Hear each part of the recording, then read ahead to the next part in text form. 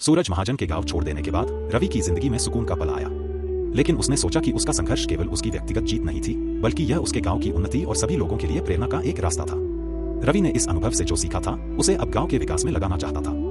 रवि ने गांव के सभी व्यापारियों, युवाओं और बुजुर्गों के साथ मिलकर एक बैठक की। उसने अपने विचार साझा किए कि किस तरह से गांव में न केवल व्यापार बल्कि अन्य रोजगार के साधनों को भी बढ़ावा दिया जा सकता है। उसने लोगों को समझाया कि अगर वे एकजुट होकर मेहनत करें और एक दूसरे का समर्थन करें तो वे सूरज महाजन जैसे बाहरी लोगों पर निर्भर नहीं रहेंगे। गांव के लोगों ने रवि की इस योजना का खुले दिल से स्वागत किया। रवि ने सबसे पहले गांव में एक छोटा जूस कारखाना शुरू करने का प्रस्ताव रखा, जिससे न सिर्फ फलों का उपयोग किया जा सके बल्कि कई लोगों को रोजगार भी मिले।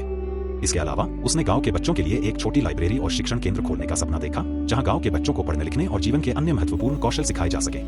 रवि की यह योजना धीरे धीरे फलीभूत होने लगी। गांव के युवा रवि की सोच और उसके आत्मविश्वास से प्रेरित होकर जूस कारखाने में काम करने लगे। महिलाएं भी इस काम में हाथ बंटाने लगीं और उन्होंने मिलकर अचार और जैम जैसे अन्य उत्पाद बनाने का काम शुरू किया। रवि का छोटा सा प्रयास अब एक बड़े व्यापार में तब्दील हो गया था, जिससे पूरे गांव को फायदा हो रहा था। इस दौरान रवि ने गांव के सभी बच्चों को पढ़ाई के साथ साथ व्यापार और मेहनत का महत्व भी सिखाना शुरू किया। वह उन्हें समझाता था कि अगर वे जीवन में कुछ बड़ा हासिल करना चाहते हैं तो इसके लिए मेहनत, ईमानदारी और धैर्य की जरूरत होती है। कुछ वर्षों में रवि के नेतृत्व में गांव ने आर्थिक और सामाजिक रूप से बहुत उन्नति की। गांव के लोग अब आत्मनिर्भर बन चुके थे और रवि के सपनों को साकार करने में हर संभव योगदान दे रहे थे।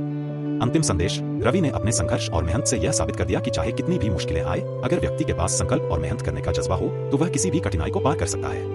रवि की यह कहानी सिर्फ उसके गांव तक सीमित नहीं रही, उसके संघर्ष और सफलता की कहानियां आसपास के गांवों में भी फैल गईं और वह एक प्रेरणा का प्रतीक बन गया।